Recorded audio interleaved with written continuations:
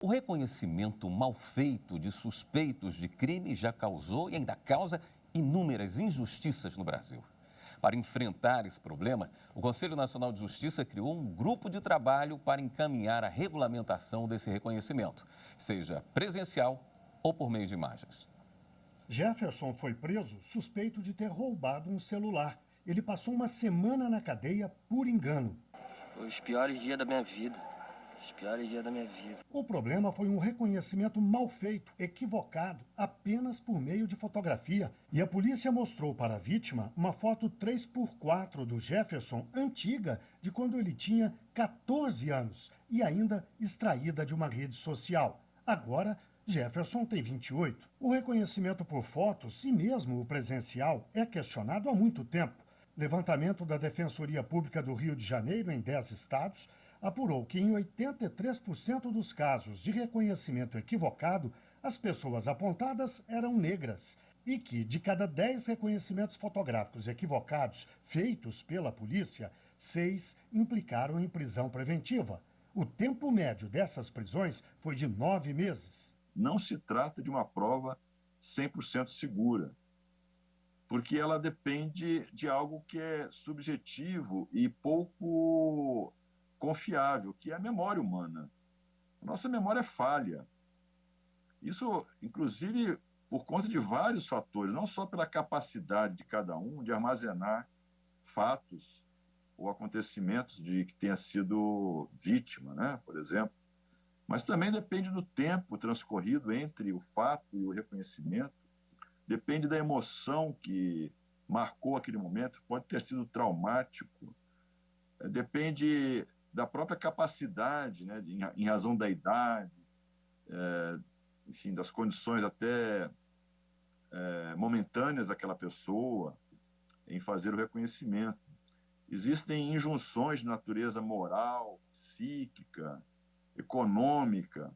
Existe, às vezes, uma indução também feita, eventualmente, por uma autoridade policial que deseja ardentemente esclarecer um crime e talvez acabe influenciando a vítima a realizar aquele reconhecimento equívoco, né? O pior é que, na maioria das vezes, os procedimentos nem obedeciam ao artigo 226 do Código de Processo Penal, que determina, antes do reconhecimento, a vítima do crime precisa descrever o suspeito.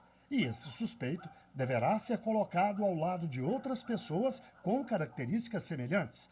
O basta aos erros e às injustiças começou com uma sentença do Superior Tribunal de Justiça.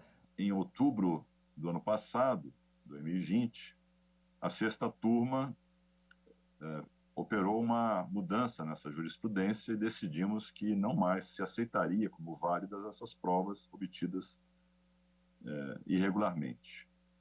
E determinamos, entre outras providências, a comunicação da decisão ao Conselho Nacional de Justiça, que, por sua vez, também já vinha sendo solicitado por representantes de entidades civis, como, por exemplo, o Innocence Project do Brasil, a colaborar nessa tentativa de modificar o quadro dramático que temos visto resulta na condenação de muitos inocentes. A modificação do quadro inclui a criação de um grupo de trabalho para propor mudanças nos procedimentos e até na lei. O grupo tem 26 integrantes, incluindo ONGs, representantes do Judiciário, do Ministério Público, da Defensoria e da Polícia. A ideia central é modernizar, civilizar um procedimento do século passado e que já causou inúmeras injustiças. O que se trata aqui é de uma regra de civilidade, uma regra de cidadania, uma regra de racionalidade.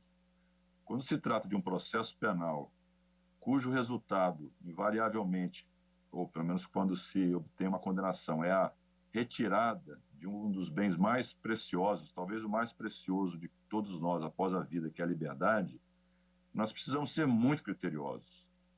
Não podemos nos acomodar com uma regra que data de 80 anos, uma regra que foi editada no momento político, social do Brasil totalmente diferente do atual.